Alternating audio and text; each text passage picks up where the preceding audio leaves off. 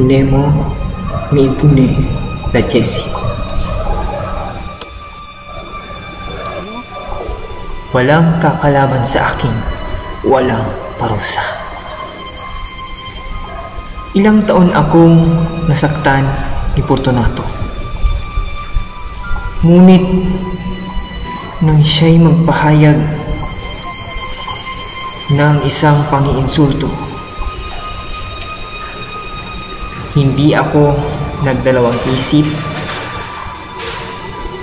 na magplano ng paghihiganti. Hindi lang basta paghihiganti, ngunit paghihiganting may pagturusa. Kayong mga nakakaalam ng kabuktutan ng aking kaluluwa ay alam na walang laban sa akin na di nagtatamo ng anumang parusa.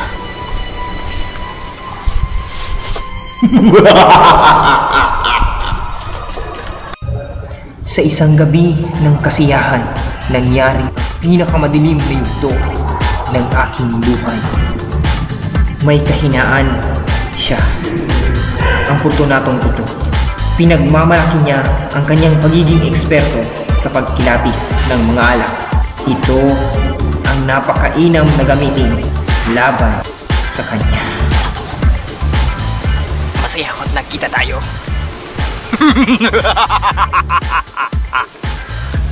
Pupunta sana ako kay Jessie para ipakilapis ang nabili kong bote. Kung ito nga ba'y amuntilyado.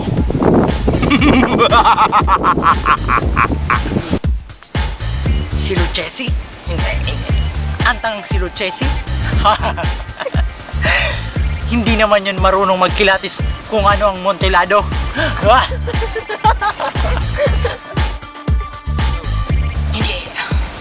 Hindi!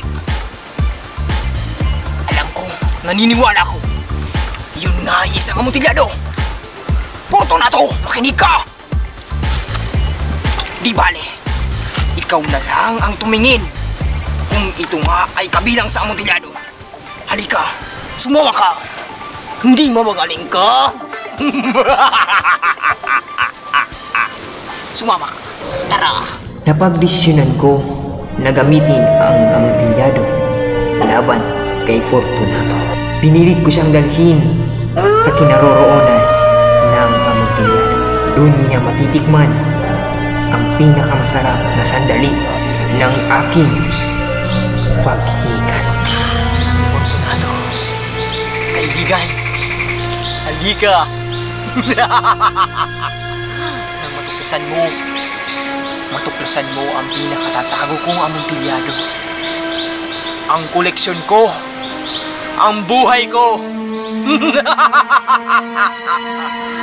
Halika, kaibigan. Kaibigan, halika.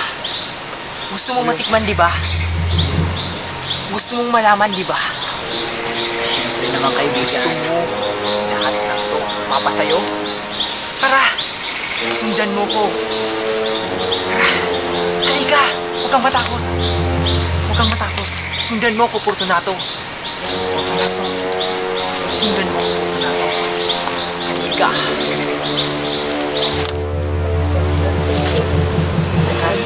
Dahan-dahan, Fortunato. Dahan-dahan. Malayo pa, Fortunato. Huwag kang magmadali. Dahil ito ang magiging kulay ng buhay mo. Alam ko, Fortunato. Alam ko. Halika.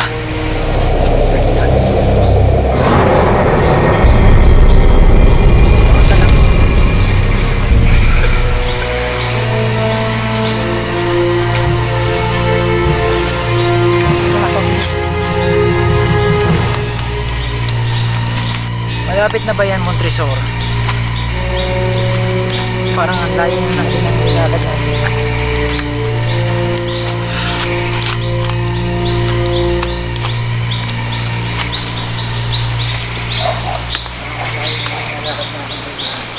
Hindi, Fortunato. Malapit na tayo, Fortunato.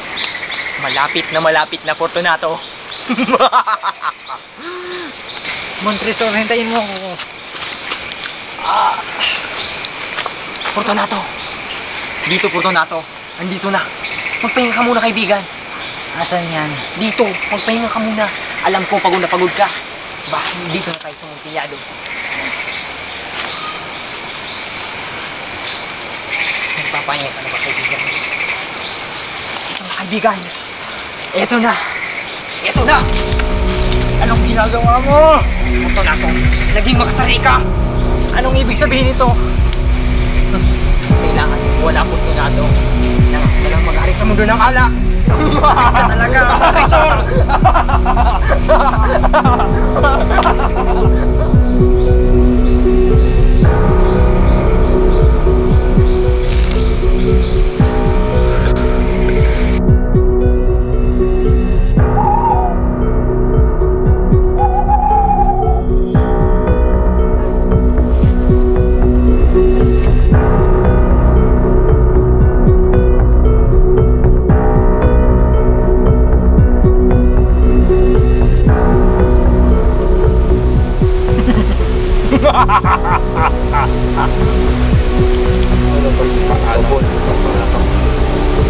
Paalam, kaibigan.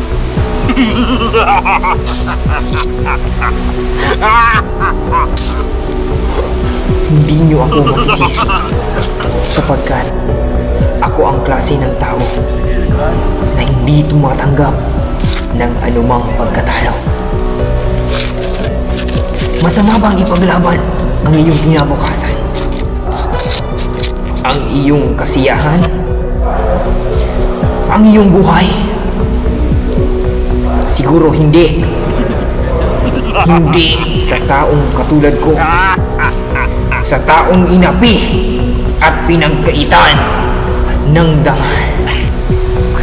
Paalam, Fortunato.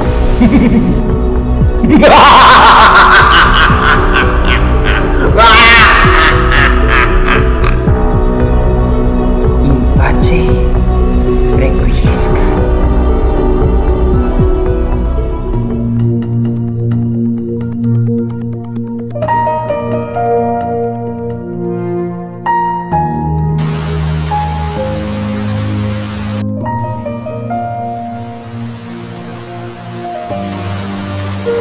Wala na ata akong mahiling pa. Trabaho? May maayos naman akong trabaho. Sapat naman ang kita ko. Asawa?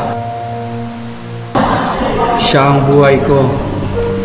Bukod sa maganda, mabait at mapag-aruga pa. Kumbaga, wala ka nang mahihiling pa.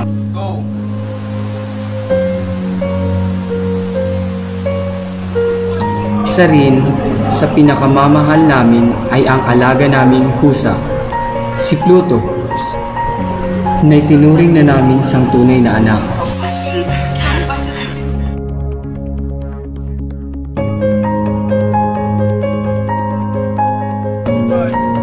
Natatay mo yan iniinom? Ha? Ayos na sana ang lahat nang nalulungan ko sa alak. Parota ka pa.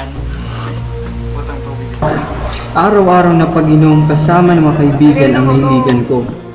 Oh, nandito na pala pare yung asawa ko. Ay, tama na yun. Pinakamamahal kong asawa. Tagay, may tagay. Huwag yung patagayin. Sayaw na lang. Hanggang isang araw,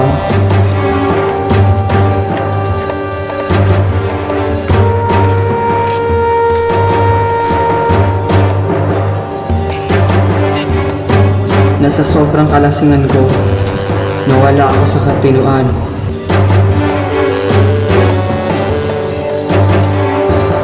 Napagbuntungan ko ng galit si Pluto.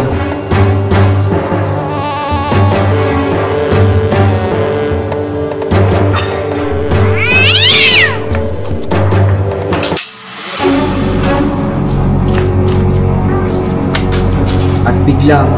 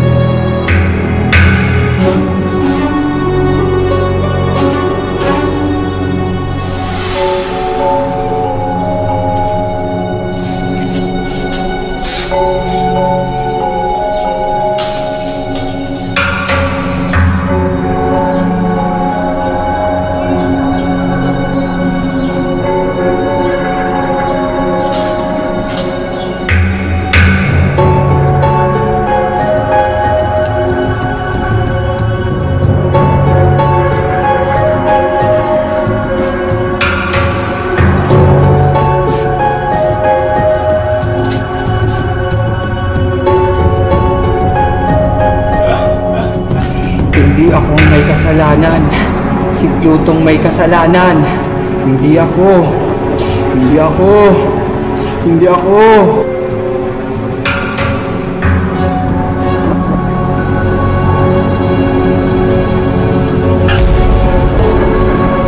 Nandito na sila. Nandito na mga pulis.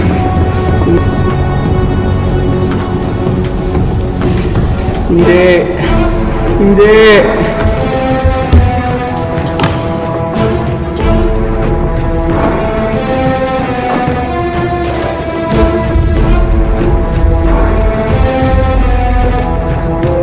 Mr. Officer, ano yung napalala?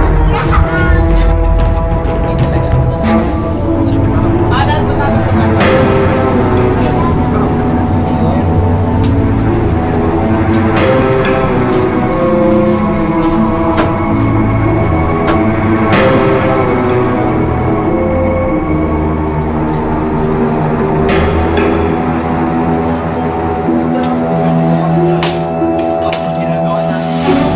Ito yung part ng mga kailangan namin dapat gawin. At dito, pinamahal ng aking asawa na dapat namin.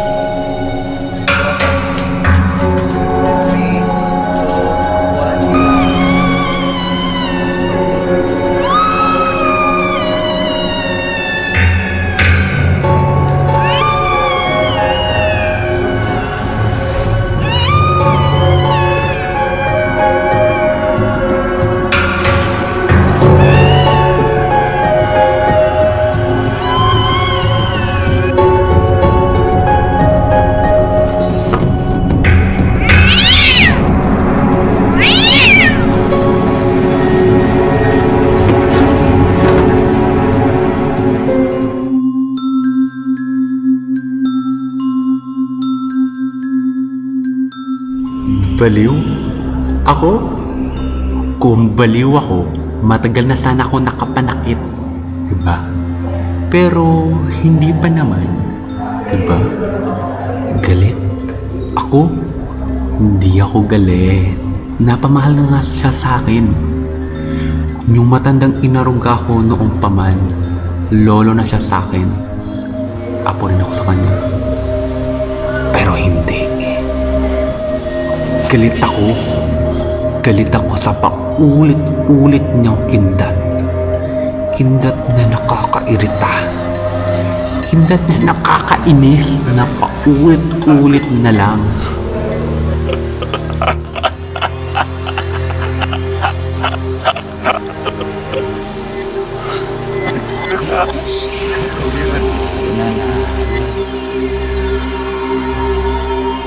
Ilang gabi ako nagmatsyag, nagbantay, sinigurado na hindi ako mahalata.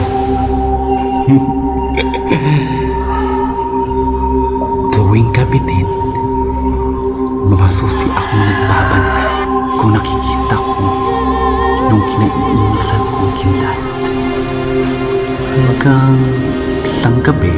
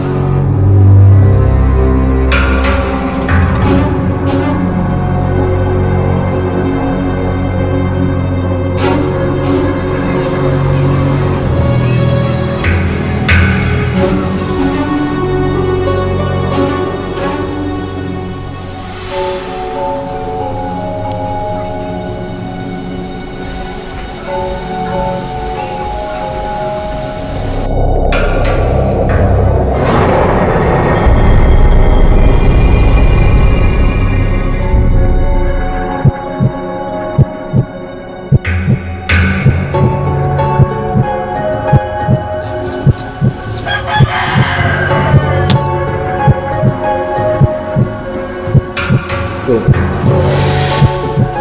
Naamoy ko ang kaba.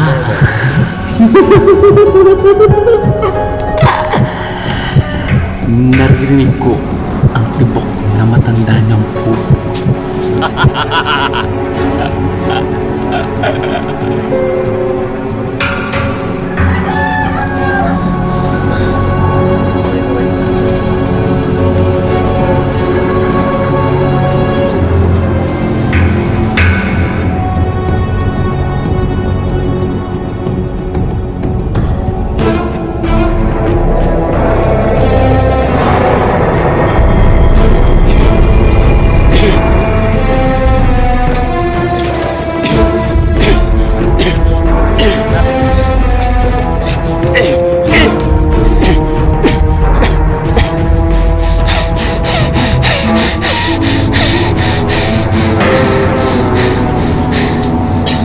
Tapos, tutumpay.